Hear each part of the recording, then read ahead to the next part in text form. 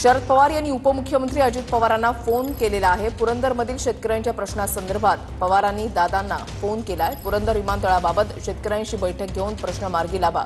शेतकऱ्यांच्या प्रश्नावर शरद पवारांकडून फोनवर अजित पवारांशी संवाद साधण्यात आलेला आहे।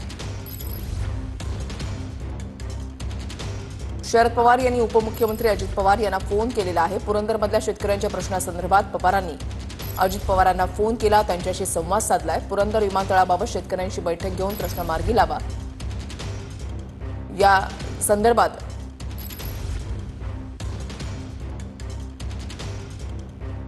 संदर्भात शरद पवार यांनी मुख्यमंत्र्यांशी फोनवरून संपर्क साधण्याचा प्रयत्न केला, मात्र त्यांच्याशी संपर्क होऊ शकला नाही। त्याच्यामुळे उपमुख्यमंत्री अजित पवारांसोबत शरद पवारांनी संवाद साधलेला आहे।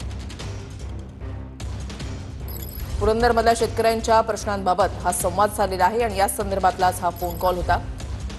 शेतकऱ्यांच्या प्रश्नावर पवारांकडून फोनवर अजितदादांशी संवाद साधण्यात आलेला आहे। शरद पवारांनी आधी मुख्यमंत्री देवेंद्र फडणवीस यांना फोन केला, मुख्यमंत्र्यांशी बोलणं झालं नाही।